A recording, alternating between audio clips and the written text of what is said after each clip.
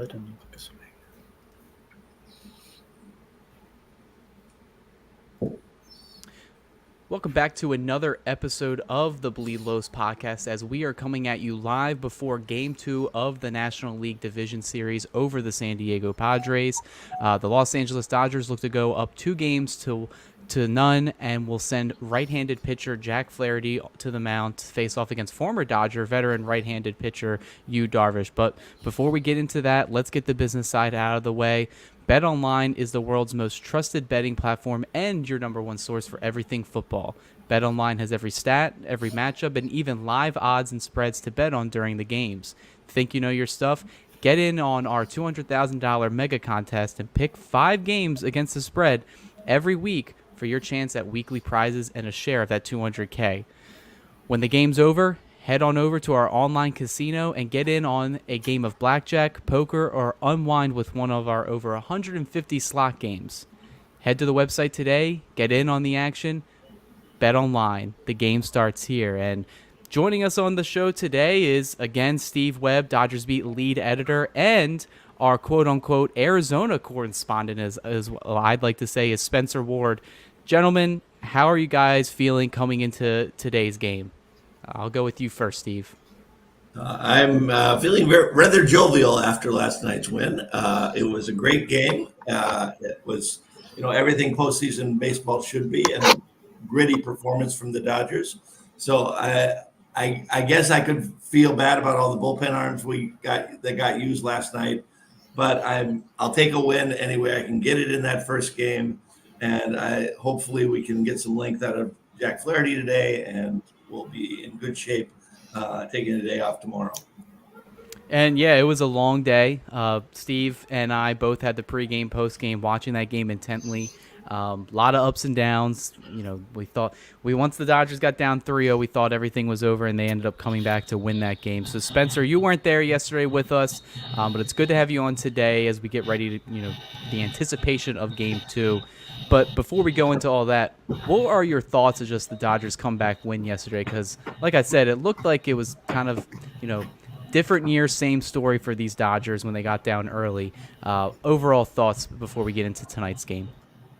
Yeah, never like going down 3-0 in the first inning, especially. That's a repeat of last year. We saw that offense, no fight last year. It was just looked like same old with the Dodgers in the postseason, but Dodgers offense showed up. They came back, and they've done it all year. They've Ohtani leading the way, and the boys followed, and you love to see it. Everybody was kind of getting in. Lux at the bottom of the lineup was coming through. Edmonds got the speed. The bunt base hit was awesome to see because Dodgers don't always do that. And then Miggy Rowe at the bottom too, just keeping the line moving to get Ohtani up to the plate with runners on, and it's awesome to see. I mean, starters got to get more than 3 innings out of them, but hoping Jack can go 5+ today and then just sweep them at home and head to San Diego with a 2-0 lead. That's all we need.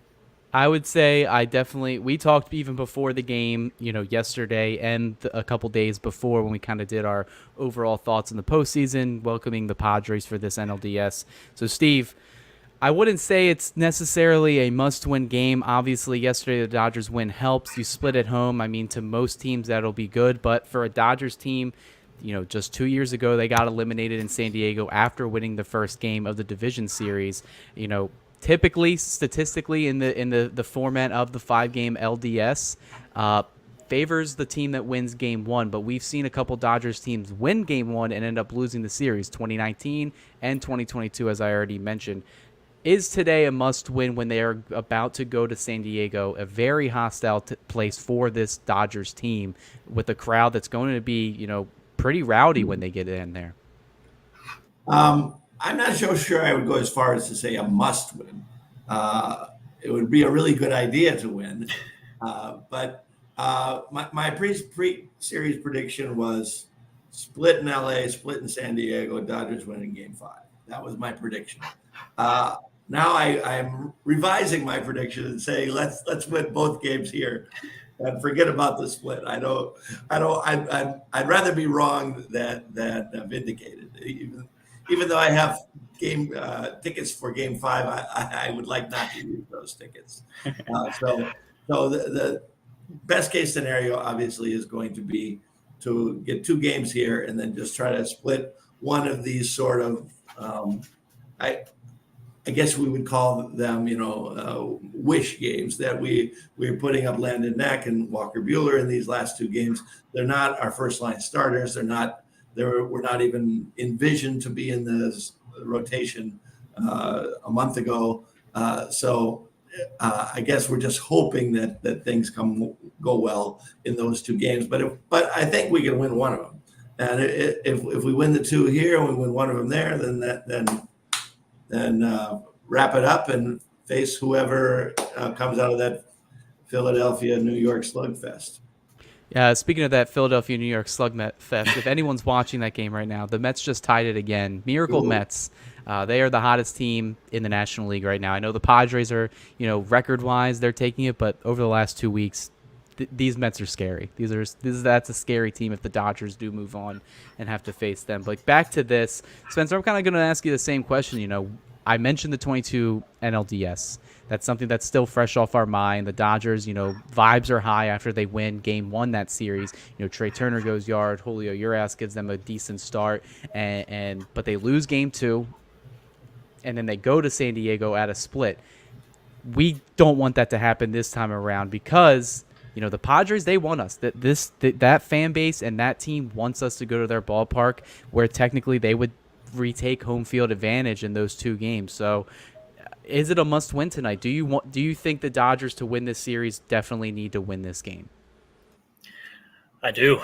I think they have to. Yeah, you don't want to go in San Diego with them, especially winning Game 2. That just gives them the momentum going into San Diego's a crazy crowd there. The Petco Park gets loud, and you don't want to go down there and just I think it's probably a little bit of PTSD, honestly, but I think it is a must win, and I think it's fresh off our mind. It's a fresh open wound still. I think coming into this series, getting that Game 1 win was a big monkey off the back. This is something we talked about last night on the post-game show where, it was their first postseason win since the 2022 Game 1 of the NLDS. That's the last time the Dodgers won a postseason game. They lose 3 straight to San Diego, and then they lose 3 straight getting swept out of the playoffs last year to Arizona. Pitching, it definitely wasn't the best yesterday in terms of the starting rotation, but Steve, we got a guy who the Dodgers traded for. They gave up some good guys that are helping the Detroit Tigers out right now as they've made the playoffs. But Jack Flaherty, what are we expecting from Jack Flaherty, or what would we need from Jack Flaherty tonight to win this game, Steve? Well, I think we need 6 innings from him. I'd like to see 6, and if not more. And the nice thing is it's hot today in Los Angeles, so he had that game that he was pitching in 104-degree weather and did fantastic. So maybe the heat will bring a good outcome for him today. I think we need 6 innings out of him because I know that Dave Roberts said that all relievers are available today, but boy, you don't want to push your luck with some of these guys, right? I could see Kopech going again because he got yanked after 3 batters or whatever it was last night. I could see Evan Phillips going again. He didn't go that much, and Alex Vesia was pretty decent with his pitch count. So I could see those guys going again. I don't want him to have to use Blake Trinan. I think that's a recipe for disaster. Blake has been so good for so long that it just seems like you're inviting trouble by, having the guy who's in his mid to late 30s try to throw back to back on the day after he threw the most pitches he has in the last 5 years. So hopefully we can avoid that. And to avoid that, we get 6 innings out of Jack Flaherty. We piece it together the last 3, and you go down the 5 freeway with a 2-0 win. And Steve, we've seen the Dodgers be very, cautious with, I guess, the workload for their starting pitchers, for their bullpen pitchers. But you've done, you've written on some of the pregame interviews today. Dave Roberts' comments kind of just saying, everyone's available. we want to win this game, and then we'll pick up the pieces from then. Does it seem like Roberts is managing with a lot more intensity compared to years past? Because it just seems like a totally different manager right now.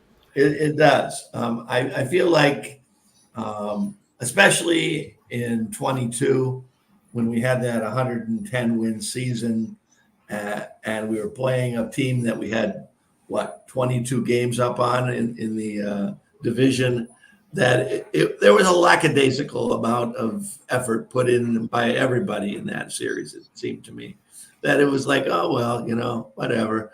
Like speaking of Blake Trinan, I mean, that was the second game of that series was the game that they put a Blake Trinan in, who had just barely come off the IL in a one-run game, and Jake Cronenworth hit that home run off of him. So that to me did not indicate a sense of urgency. That was like, let's get this guy some work and see how it goes kind of move. And even though it was a one-run game, a one-run game and a two-run game are vastly different. So I think I saw a lot more, proactive moves from Dave Roberts last night. He managed his bullpen very well. We didn't get what we wanted out of Kopech last night, but we can write that off to nerves of first postseason game for the Dodgers. I mean, I'm not worried at all about Kopech. I think he's gonna. He had one clunker earlier in the year where he just couldn't find the strike zone, and the very next time he was out there, he was locked in. So I think that'll be the case again if we go to Kopech tonight. And I think if we have a chance to win, I think you're going to have Kopech as your closer tonight. Yeah, I agree with that. And let's transition back to Flaherty here. Flaherty in the month of September has kind of struggled. He gave up 11 runs in 27 innings. That's good for a 3.76 ERA. So not bad by any means, but not what the Dodgers traded for him to be. We did see some of the velocity dip, but the Dodgers beat reporters, they asked him those questions while in that 5-day off period, and he pretty much blamed it to mechanics, saying that they were trying to overcompensate for some things, but he feels like he hasn't figured it out now. It'll be very interesting to see that first inning and see what his velocity is, because this is a guy who's not necessarily overpowering, but he can bring up the heat to like 95, 96 miles per hour. But even Miguel Rojas said is that he's a pitcher's pitcher, like an old school one, where he can change what he's throwing, depending on the situation. But Spencer, with all that said in mind, we saw the start that Yamamoto gave us yesterday. The Padres were teeing off the starters. We already know the Dodgers starting rotation is depleted. What is your confidence level that Flaherty can give them, I would even say just a quality start today? Quality start. Before that, I want a clean first inning. I think he's got to go 3 up, 3 down. I mean, get the crowd into it early, get Fernando out of there, and I think it's got to be a 1, 2, 3, and then after that, my confidence level probably like a 7 or 8. I like Jack. I mean, he's got the moxie in him. This is, I think, what he lives for, and pretty confident. I mean, he's a free agent after this year. They're going to push him as far as they can. I think they're really going to try to ride Jack these playoffs, and I think he wants this. He's a hometown kid. I think he really wants this. Yeah, when I look at Flaherty, and I mentioned it before the postseason even began, I would love for the Dodgers to re-sign him, given everything that, the current state of the rotation. They don't know what's going on with, Tyler Glass now with his elbow sprain. Could it lead to surgery? And if it does, he may be out for the entire season next year. But he is a free agent to be. You have no ties with him for the future. I say you use him as much as you can use him. And the Dodgers, I think, know that, because the reason why, according to Andrew Freeman, why they made the flipperoo to flip Yamamoto and Flaherty is that it puts Flaherty in a position to start that Game 5 of the series if needed, which I imagine if the series goes 5, I already mentioned yesterday, we're probably not seeing Yamamoto again this series. So Flaherty would, in my opinion, be that guy that you're going to go with. Obviously, Game 5's all hands on deck, but Flaherty will be your horse in that situation. But, going for the Padres is a name that we are familiar with extremely well. He played for the Dodgers. He's played all around the league, but he's also pitched well against the Dodgers, and that's Yu Darvish. Darvish in his career has a 2.27 ERA against the Dodgers. 5-5 record, but he has pitched really well. Steve, what are we expecting from Darvish this start? Because you mentioned yesterday when in the post game, like when we were preparing for this game, it's not the same Darvish. He's had a couple injuries this year. He's had an off the field issue that forced him to miss multiple weeks. So, the Padres are also going through their own bullpen problems, their own starting rotation issues. They're going to want to hope to get him for at least 6 innings tonight. Am I wrong? Yeah, you'd think so. And you're right. Darvish does have a pretty good track record against the Dodgers, although a lot of that success has been at Petco. His numbers at Dodger Stadium are much less impressive. So it'll be interesting to see how he reacts to a Dodger Stadium start. The place of his greatest shame, I guess it would be, when we're talking about that horrible start he had in 2017.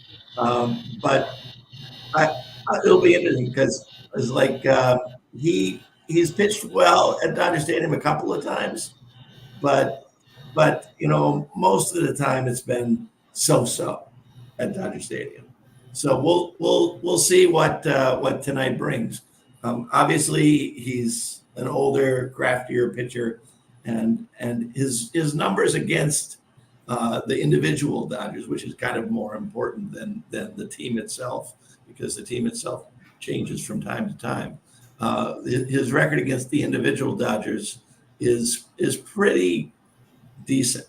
The best hitter against Darvish is Freddie Freeman, who's got an OPS of 848. So look for him to maybe do well tonight. Tommy Edman does well, 750 OPS. And Austin Barnes, oddly enough, has pretty good OPS against Yu Darvish. Some of the other bigger names, not so great. Shohei, an OPS of 400. Yeah, I guess maybe it's a matter of respect for his elder countrymen or something. But I'm sure Shohei would like to change that very quickly. Yeah, another hitter that I don't know if you got his stats on it, but in terms of best hitter against Darvish, Max Muncy's actually been career numbers against him as a 924 OPS. He's 6 for 18 in those matchups. Yesterday, he went 0 for 4 in my pregame article for today. He's my pick to kind of do some damage. I think he was been a little bit overly aggressive, and I think that goes along what he had that conversation with Foul Territory when they said, hey, what do the Dodgers have to do to make adjustments? And, this could be a situation where maybe he goes back to, being patient, letting the game come to him, and then that's where Max Muncy is really good. So, but Spencer, aggressive Max Muncy is not a good Max Muncy. Yeah, Spencer, when you look at Darvish, we obviously the Dodger fans, we've seen him pitch for us before. We've seen him pitch in the postseason. Obviously, there's a lot of animosity towards him because of the way 2017 went. But what are you expecting from him today? Because this is the guy, when he is on, he is electric. He's got like a 6-pitch mix. It's difficult to pick up, especially in the postseason. But the offense is pretty hot right now. So what are you thinking for Darvish tonight? Yeah, he's got like a 50-pitch mix, it seems like. He'll throw the kitchen sink and everything at you. But I don't know. Dodgers have seen him a lot. There's a lot of veterans in that lineup. They're going to pick their spots, and they've got to try to get to him early. They got it. Same thing with Cease last night. They got his pitch count up by third inning. He was at like almost 70 pitches. Got to get to that bullpen quick. But Darvish is gross. He's been rested this year. Like you said, he missed those. It was like a few months or something. He was out for a while with the personal stuff, and I think he's rested and ready to go. But the offense got to pick their spots and get to him, and I think the boys are ready. Muncy he just missed a few pitches last night. I think his second at bat, he got that curveball middle and just popped it up in the infield. When I saw that dropping, I was waiting for that ball to go 500 feet into right field, but he just missed that. And Darvish has a hanging curveball too. He can easily give up a couple home runs in the first 3 innings, and they'll get him out of there. But I don't know. They can get to him. Done it before, and they can do it again. Yeah, I think Darvish is hittable, especially at this stage of his career. But let's shift to the offense right now. Yesterday, I think what really made me happy the way they played is that they've had the tendency to go boom or bust. They either shoot for the home run or they're striking out, or maybe they're getting a walk but they're not hitting with runners in scoring position. Yesterday, Steve, they kind of did a little bit of everything. You had a bunt hit from Edman. The bottom of the order was extremely clutch for the Dodgers. In the game, the 7, 8, and 9 hitters went a combined 5 for 12, which sets up, Ohtani to hit that 3-run bomb. It sets up, Teoscar Hernandez and everybody else to get some hits, get some RBIs. What does the offense have to do today to keep that momentum going, Steve? Yeah, I think that's like the perfect case scenario was last night where you had runners on base when Shohei and Mookie and Freddie came up to the plate. If you have Shohei leading off 3 times in the game, they're going to be careful with him, and the worst that it can be is a solo home run. But when you get a hit from Edman and a hit from Lux and a hit from Rojas, then forget it. When you got traffic and Shohei up. I mean, we've seen what he's been doing with runners in scoring position this last month, and that third inning at bat, or was it the third inning at bat when he hit that 3-run homer. Was just evidence of his eyes are just like saucers when he's got runners on bases. So let's hope we can get that going. I wouldn't count on a 5 for 12 tonight from the bottom of the order, but it'd be nice. I mean, a lot of people were a little down on Mookie Betts last night because he had an offer, but he did get on base and he did score some runs, and he was a we I'd like to see, maybe a hit or two in there as well. So we'll because we had no complaints about Freddie last night, no complaints about Teoscar, no complaints about Shohei. So we just need to get Mookie going a little bit with the bat, and then you'll have your top 4 murderers row ready to go. Will Smith, I'd like to see Will Smith pick it up a bit. And a big game from Max Muncy would be nice. I'll take that any day of the week. Yeah, and if you guys are just watching live as I am, the Phillies did just walk it off. Nick Castellanos gets the RBI there, so they have tied their series 1-1 as they head back to Citi Field on tomorrow's Monday, the off day, so Tuesday will be the game 3 of that one. Let's just hope they beat up on each other. That's all you can hope for. The offense, Spencer, they played pretty well yesterday. Like Steve said, even with Betts going 0 for, Will Smith not collecting a hit, Max Muncy going 0 for 4. I would say 1 through 9 they played really well. Is there anything you would want them to do better today going forward this series? They all took really good at bats yesterday. I thought I was watching the game. I wasn't upset. They were all taking pitches. They were all fouling pitches off. I mean, Muncy, you'd like to see him get on base. In my head, I feel like he's the only one who didn't get on base yesterday. I don't know if that's right or wrong, but that's what I feel like was right. You'd like to see the middle of the order Smith get a couple knocks, Muncy get a couple knocks. Love to see Mookie just do something. He was putting some good swings on the ball, but I mean, would love to see him just hit a home or do something just to kind of put that spark into him. Other than that, Lux at the bottom and Tommy and Miggy, I really like that bottom of the order. They can all see 7, 8, 9 pitches in at bat anytime. They've not Miggy, but Lux and Edman, they have the speed.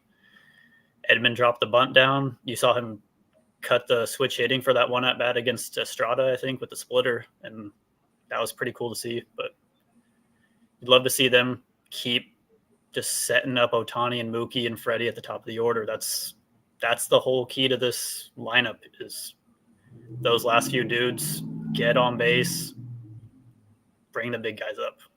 Yeah, I think that's the key to the success. I think that's the key to this series.